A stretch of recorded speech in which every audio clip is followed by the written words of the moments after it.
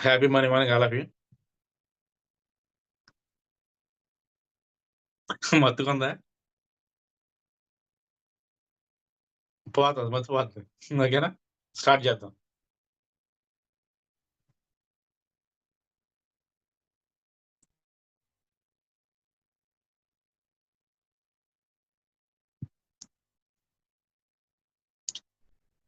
ప్రశాంతంగా కూర్చోండి. కళ్ళు మూసుకోండి. స్టార్ట్ చేయొచ్చు. హ్యాండ్స్ గట్టిగా రబ్ చేయండి. గట్టిగా రబ్ చేసి మీ కళ్ళు మీద పెట్టుకోండి.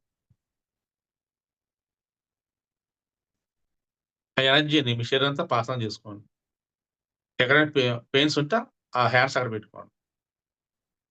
ఇప్పుడు మీ 2 ఆర్చర్లు చూస్తూ, నవ్వుతూ, ప్రశాంతంగా కళ్ళు తెరవండి.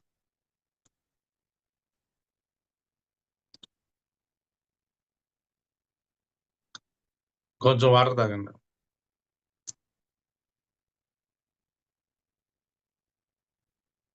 కోటివేనమ్మ గారు.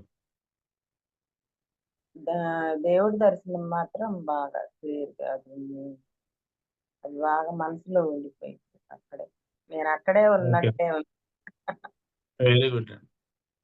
బాగా అది బాగా మీరు చెప్పటం, చూడటం చెప్తున్నాను.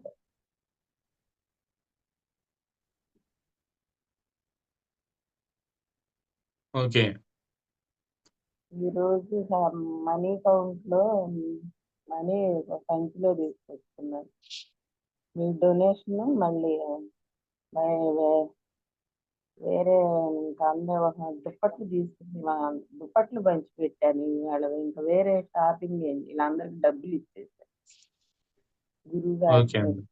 అందరికి దుప్పట్లు పంచిపెట్టాను ఈరోజు. ఓకే అండి. దయచేసి ఎక్కడికి వెళ్ళాలి, ఎందుకు డల్గా ఉన్నట్టు యాక్చువల్‌గా మీకు ఎందుకు అలా అయిందంటే, మధ్యలో మీరు కెమెరా ఆఫ్ చేసేసారు. చాలా సేపు. ఆ కాన్సంట్రేషన్ కుదరక కళ్ళు తెరుస్తున్నానని లైట్ ఆఫ్ చేశాను. అహా! లేదండి. కుదిరినా కుదరకపోయినా మీరు ఆ, కెమెరా ఆన్ చేసుకొని కూర్చుంటే మీ ఫేస్ నాకు క్లియర్‌గా కనపడాలండి. ఓన్లీ ఆహా. మొహం కాదు. హాఫ్ బాడీ కనపడితే నేను మిమ్మల్ని చూస్తా హీల్ చేస్తాను. అదే మిస్టేక్. అందువల్ల మీకేం అనిపించలేదు. మ్మ్. ఇప్పుడు ఎవరైతే కూర్చొని అలాగా ఫేస్ నుంచి ఎక్కడి వరకు కనిపిస్తే కూర్చోలేండి. కూర్చోలేక కూర్చుంటే నేను లైటింగ్ ఉంటే డిస్టర్బెన్స్ అవుతుందేమోనని లైట్ తీసానమ్మా. లైట్ కూడా డిస్టర్బెన్స్ అవ్వదండి. మీరు మెయింటైన్ చేసుకున్న లైట్లు ఆపుకోవాలి. ఇది హీలింగ్. హీలింగ్‌లో మీ ఫేస్ నాకు క్లియర్‌గా కనిపిస్తే మీరు కళ్ళు మూసుకొని కూర్చుంటారు కదా! మీకేం కనపడదు కదా! నేను కెమెరా ఆఫ్ చేసి మిమ్మల్ని అందరూ వన్ బై వన్ అందరిని చూసి హీల్ చేస్తాను. అప్పుడు మీరు ఫాస్ట్‌గా హీల్ అవుతారు. కాబట్టి ఈ రోజు నుంచి అలా చేయండి. అలాగే మీరు మనీ కౌంట్ చేసినప్పుడు రియల్‌గా మనీ కౌంట్ చేసారు. అవునా? క కంగ్రాట్స్. ఎంత అమౌంట్ అది? ఎంతోనండి, చాలా ఉంది. Very good. చూసాను నేను. మీ డబ్బులు కౌంట్ చేయడం. మీరు నిన్న నాకు మళ్ళీ ఒక సంవత్సరం క్రితం స్ట్రక్ అయిన మనీ ఒక ₹1000. ఎక్సలెంట్ అండి. మొన్న నిన్న 500 అడగ వచ్చింది. ఇప్పుడు ఆ? 1000 వచ్చింది. 500 వచ్చింది. మీ డబ్బులు మొత్తం మీకొస్తున్నాయి. అవునా? ఆ. అసలు అందరూ నాకు ఒకసారి కోటేశ్వరరావు గారికి కంగ్రాట్స్ చెప్పండి. నేను నిన్న అందరూ కంగ్రాచులేషన్. మర్చిపోయా, ఇక అసలు ఇక ఇవ్వటం మానేసింది. ఇట్లా థ్యాంక్స్ అండి, అందరికి థ్యాంక్స్ అండి. నిజంగానే మర్చిపోయిన డబ్బులు అనమాట. ఇక రావు అనుకున్న డబ్బులు అవి నిన్న ఇంటికి తీసుకొచ్చి ₹1000 ఇచ్చారు. మరి ఆమె ఎందుకు మనసు మార్చుకుందో ఆమెకే తెలియాలి. మీరు హీలింగ్‌లో ఉన్నారు గదా! అన్నీ అవుతాయి. నమ్మాలి. థ్యాంక్స్ అండి యాక్చువల్ అందరికి. ఇంకా యాక్చువల్‌గా మీకు స్టక్ మనీ 1500 ఉంది. కాబట్టి 1500 మొత్తం వచ్చేస్తుంది మీకు. ఇవాళ జస్ట్ సిక్స్త్ డే. 6 రోజులు మీ డబ్బులు మొత్తం వచ్చినాయి. మీరు నమ్మి కూర్చుంటే స్టక్ మనీ ఎంత ఉన్నా వస్తది. 10,00,000 వస్తది, 10,00,000 వస్తది. 50,00,000 వస్తది. మన డబ్బులు బయట ఇరుక్కుపోయింది ఎన్ని కొట్టేస్తే మనకొస్తది. మనం నమ్మాలి. మిమ్మల్ని మీరు నమ్మాలి, నన్ను నమ్మాలి. కూర్చుంటే నేను హీల్ చేస్తాను ఆటోమేటిక్‌గా వస్తది. ఓకే. కంగ్రాట్స్ అండి. మొత్తానికి మీ డబ్బులు మీకొచ్చేసినాయి. Very good. మిగిలిన వాళ్ళకి ఎంత కూడా వచ్చేస్తాయి ఆటోమేటిక్‌గా. ఎంతన్నా గానీ అవి నాకు తిరిగి రావటం గొప్ప కదా. నేను అవునండి. అడగకుండానే తిరిగి రావటం గొప్ప కదా. ఎక్సలెంట్ అండి. Very good. అలా కంటిన్యూ చేయండి. ఓకేనా? Thank you. Mallesh garu. Happy mind. Happy money morning అండి. చెప్పండి. నేను అనుకున్న పని అయింది. Very good.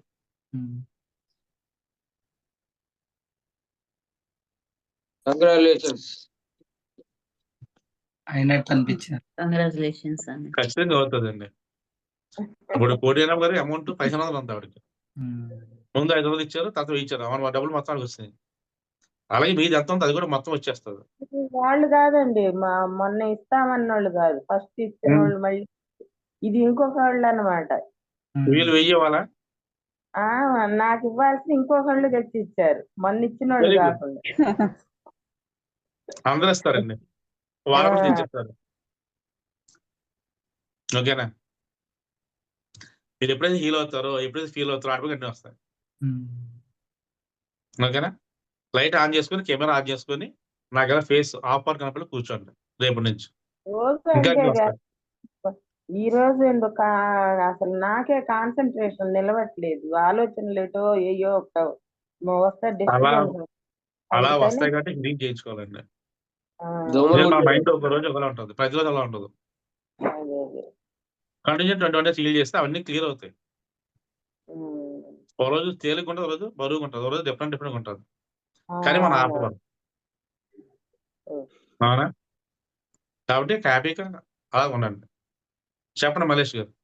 ఓకే, మంచిది. ఓకే అండి, థ్యాంక్ యూ. కన్ఫర్మ్గా వస్తుంది. కాన్ఫిడెంట్ కూడా ధీమాగా ఉండండి.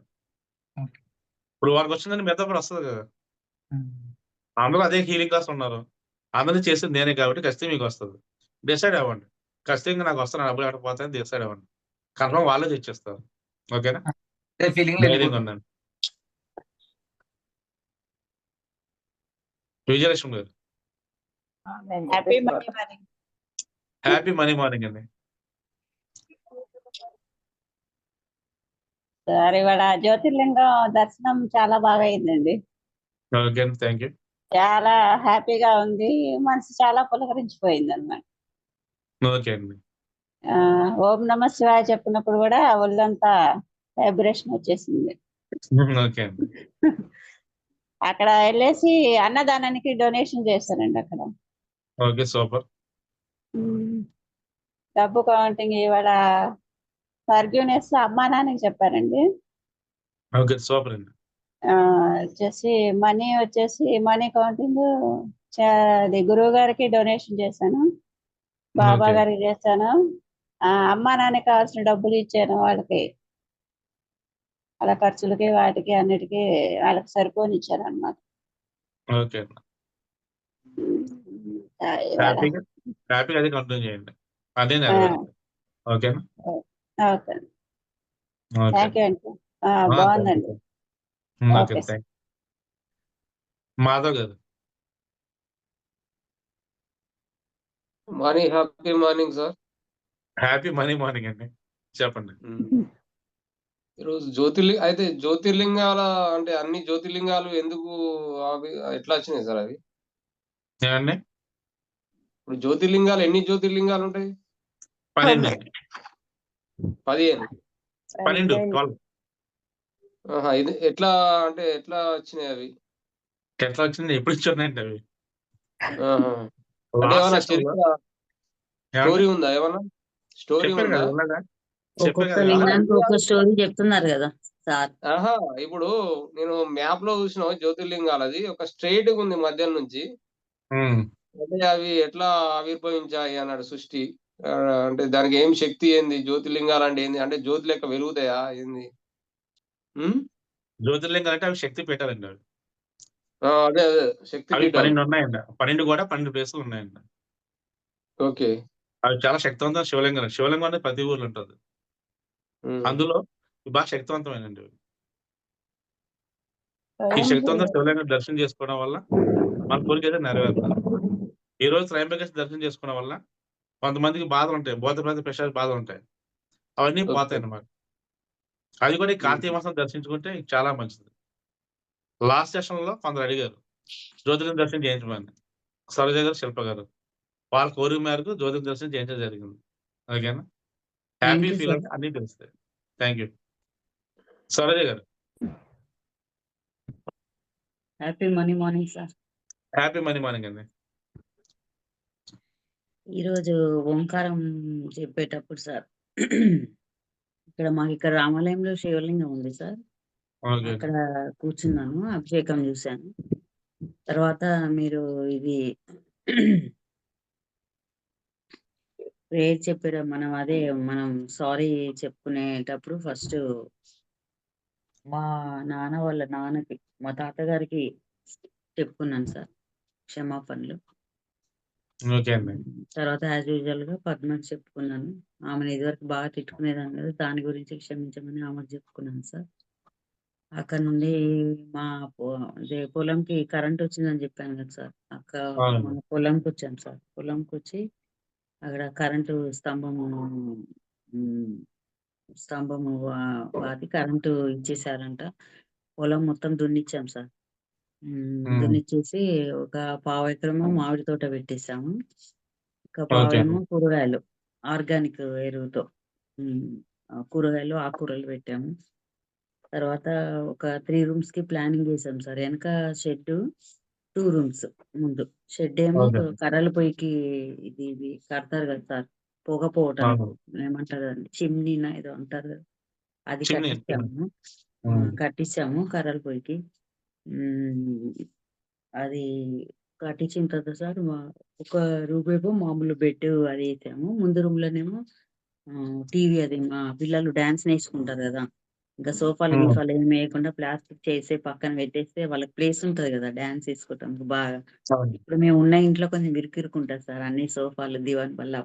అందుకే అక్కడ ఏం సెట్ చేయలేదు. పిల్లలు మంచిగా డాన్స్ వేసుకోవటానికి బాగుంటది, వాళ్ళు ప్రాక్టీస్ చేసుకోవడానికి పెద్ద టీవీ ఒకటి తీసుకున్నాం సార్, వాళ్ళు మంచిగా డాన్స్ వేసుకోవడానికి. అయితే కొత్తగూడెంలో మాకు పెద్దది ఉయ్యాలు ఉంటాయి సార్, పైపులు ఉయ్యాల. అది ఇక్కడ మాకు ఓకే. ప్లేస్ లోకి వేయించలేదు అనమాట, అక్కడ వేయించాం. వేస్తే పిల్లలు మస్తు హ్యాపీగా ఊగుతున్నారు. అయితే నేను ఒక మట్టి పాత్రలోనే పాలు పొంగించి దాంట్లో పరవన్నం చేశాను సార్. పరవన్నం చేసి చుట్టుపక్కల ఉన్న వాళ్ళందరూ పిలిచి అందరికి స్వీట్ పెట్టాను సార్. స్వీట్ ఓకే పెట్టి అండి. అక్కడే మట్టి పాత్రల్లోనే వంట చేసుకొని అక్కడే తిన్నాం సార్. ఉయ్యాల మీద కూర్చొని పిల్లలు చాలా ఎంజాయ్ చేసుకుంటున్నారు. వాళ్ళకి ఉయ్యాలంటే బాగా ఇష్టం సార్ మా మనవరాళ్ళకి. అక్కడే తిన్నాం సార్. ఇవాళ అయితే ఎంత పీస్ఫుల్ ఉందంటే సార్, అసలు ఏమీ లేదు. మీరు ఎక్కడికి తీసుకెళ్ళినా అక్కడ అదేంటి దాంట్లో లీనమైపోతున్నా. అసలు మీరు శారీస్ ఇచ్చింది అది అసలు నాకు ఏమీ గుర్తులేదు సార్.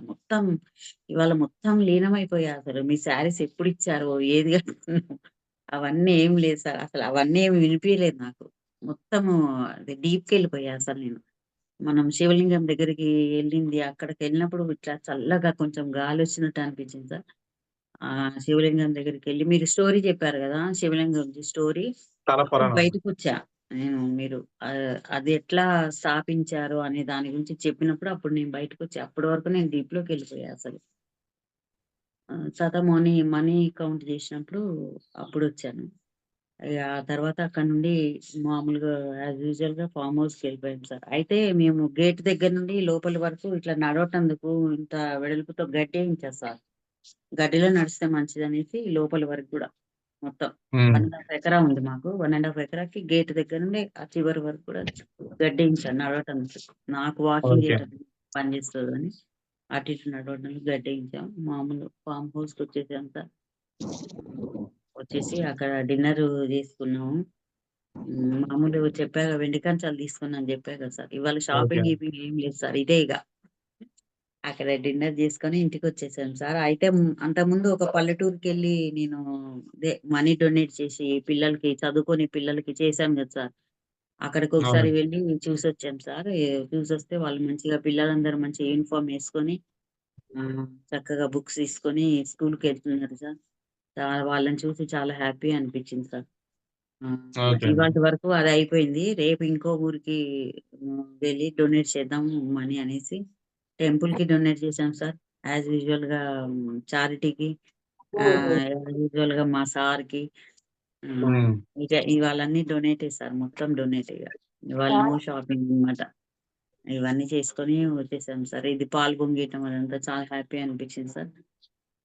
ఇవాళ అయితే మటుకు చాలా తేలిగ్గా ఉంది సార్. నాకు బాడీ అయితే చాలా ఇట్లా దూది పింజ ఇట్లా ఈరిపోతున్నట్టు అనిపిస్తుంది.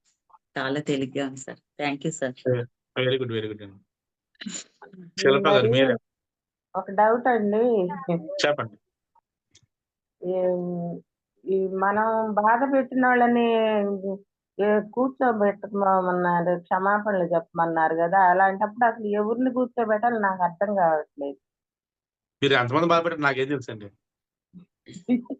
ఏమో మరి నాకేం నాకు చెప్పు చేశారా?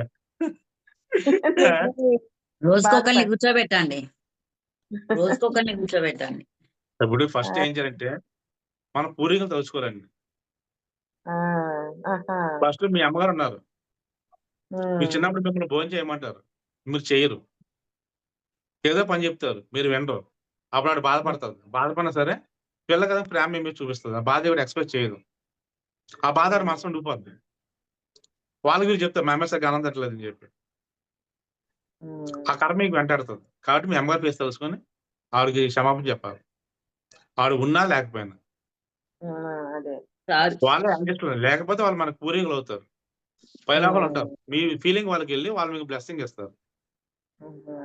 మీ స్కూల్లో మీ స్కూల్ చదువుకున్నప్పుడు స్కూల్లో ఫ్రెండ్స్ గా మీకు ఏదో డిస్కషన్ రావచ్చు, వాళ్ళ పెన్ తీసుకోవడం బుక్ తీసుకోవడం జరగచ్చు, వాళ్ళు ఫీల్ అవుతారు, అది మీ కర్మ అవుతుంది వాళ్ళకి.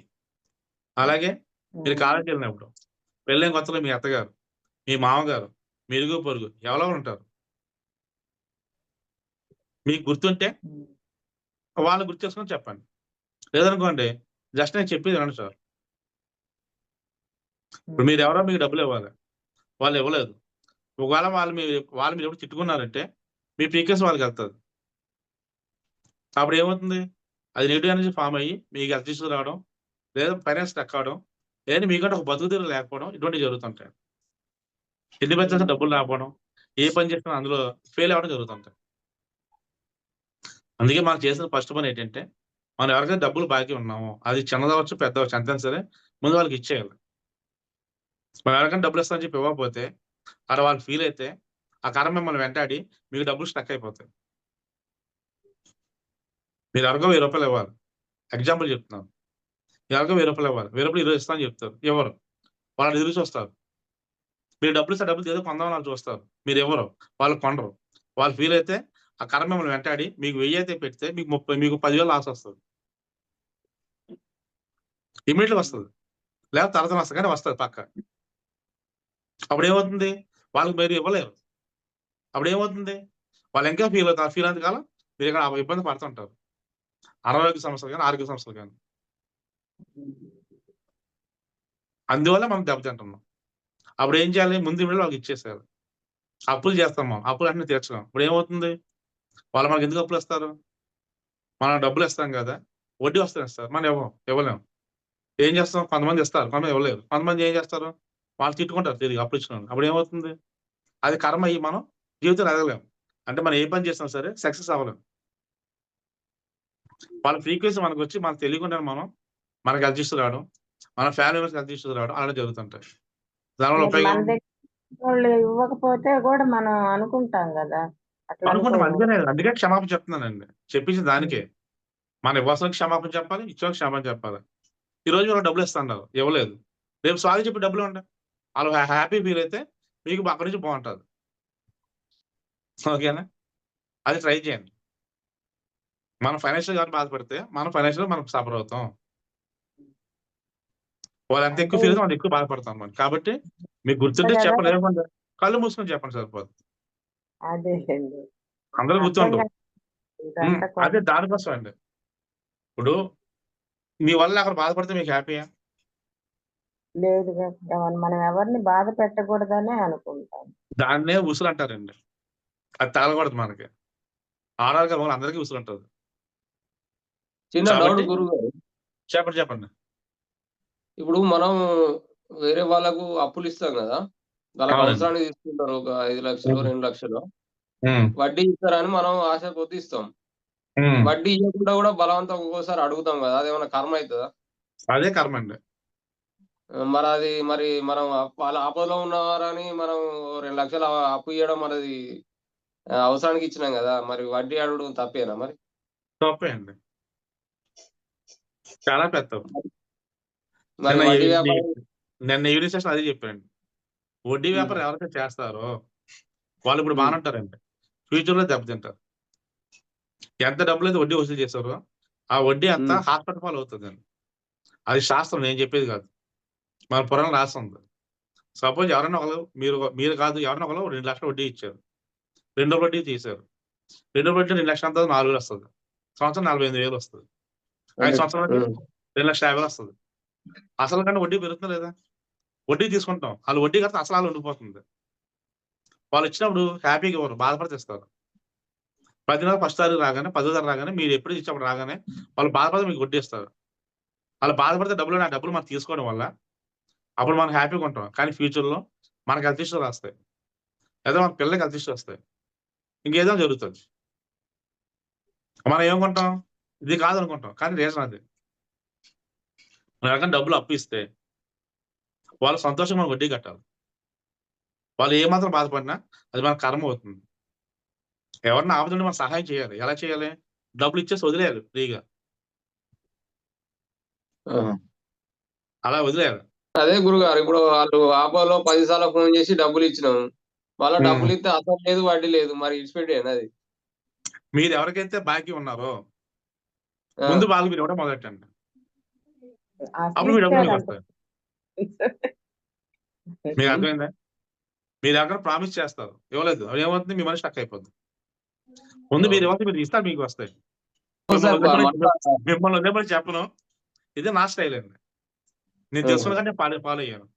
ఇప్పుడు మీరేం చేయాలంటే, ముందు మీరు ఎవరికైతే డబ్బులు బాకీ ఉన్నారు, 500, 1000, 2000, 3000 ఇలా ఎవరైతే ఉన్నారో వాళ్ళకి ఇవ్వడం మొదలెట్టండి. మీరు ఇస్తే వాళ్ళు హ్యాపీ ఫీల్ అవుతారు. అప్పుడు ఆ ఫ్రీక్వెన్సీ మీకు వచ్చి మీకు రావాల్సిన డబ్బులు మీకు వస్తాయి. వడ్డీ వ్యాపారం పాపం అండి. ఎందుకు పాపం అంటే వాళ్ళు మనకి ఇవ్వకూడదు, వాళ్ళు బాధపడితే ఇవ్వకూడదు, నవ్వుతిస్తే పర్వాలేదు. బాధపడితే మనకు కర్మ అవుతుంది. అది మనకే కాదు, మన పిల్లలకు కూడా కొడుతుంది. కాబట్టి అటువంటి కర్మ చేయకూడదు. మనకు వచ్చి మనకి హ్యాపీ పైన ఇవ్వాలి, అది మనకు నిలబడుతుంది. ఓకేనండి, అది. ఇంకేం డౌట్స్ ఉన్నాయా? చెప్తాను కదా, మనం తెలియకుండా మనం ఎవరైనా బాధ పెడితే డబ్బుల విషయంలో మన డబ్బులు స్టక్ అవుతాయి. మనకైనా కర్మలు ఎక్కువ ఉంటే హెల్త్ ఇష్యూస్ వస్తాయి. అవన్నీ క్లియర్ చేసుకుంటే ఇక్కడ ఎప్పుడైతే మీరు కూర్చొని ఆటోమేటిక్ క్లీన్ అవుతాయండి. ఎలా క్లీన్ అయితే మీరు ఎలా క్లీన్ అవుతుంది, మీరు నమ్మినప్పుడు క్లీన్ అవుతాయి. నమ్మాలి, అంతే. ఇప్పుడు మనం హ్యాపీ మన ఇంట్లో మనం కూర్చున్నాం, కానీ జ్యోతిర్లింగ దర్శనం చేసుకున్నాం లేదా? అక్కడికి మనం ఏం చేస్తున్నాం, అక్కడ మనం ఏం చూస్తున్నాం అది వదిలేయండి. మన కోరికను అక్కడ వేస్తున్నాం. మనం అంత శక్తివంతమైన దాదాపు జ్యోతిర్లింగం మన కోరిక ఒక రోజు ఒక ప్లేస్ చేస్తే మన కోరిక ఎందుకు నెరవేరుతాం? ఖచ్చితంగా నెరవేరుతుంది. అంటే నమ్మకంతో ఉంటారు, ఆటోమేటిక్ అయిపోతుంది. ఓకేనా? దీపం అనేది అన్ని వస్తాయి. సార్ వాళ్ళు చెప్పిన జ్యోతిర్లింగం పేరేంటి సార్? మరి ఏమన్నారు మరి మీరు? కథం తాగించి సీత రాముడు అవుతారంటే ఉంది. భీమశంకర జ్యోతిర్లింగం అంటే మహారాష్ట్రలో. సరే సరే సార్. ఓకేనా? ఇంకే డౌట్స్ ఉన్నాయా? శిల్ప గారు చెప్పండి.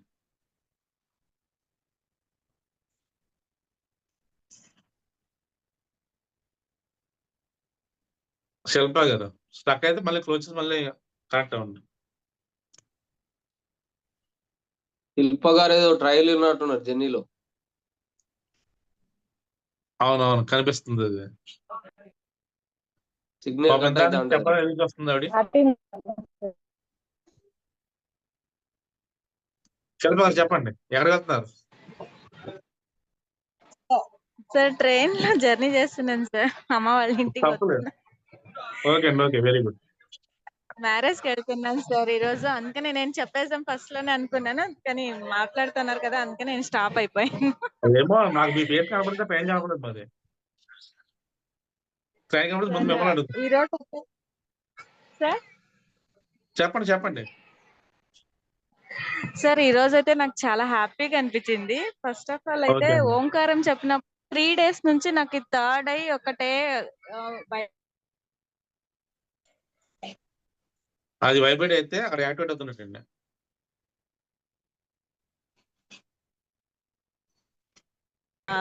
టెంపుల్ కి శివుని టెంపుల్ కి వెళ్ళినప్పుడు నాకు చాలా హ్యాపీగా అనిపించింది.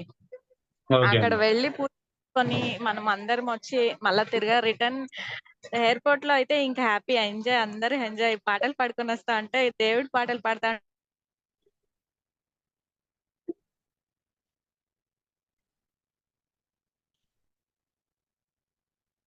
శిల్ప గారు రేపు మార్నింగ్ చాలా ఫస్ట్ హ్యాపీగా అనిపించింది సార్ నాకు. ఈరోజు సార్ తర్వాత అలా వైబ్రేట్ గా సార్. హలో చెప్పండి, వినిపిస్తుంది. సార్ 3 బండల్స్ చాలా వైబ్రేట్ గా కనిపించాయి సార్. అది ఎందుకో తెలియదు సార్ నాకు. ఇది బండిల్స్.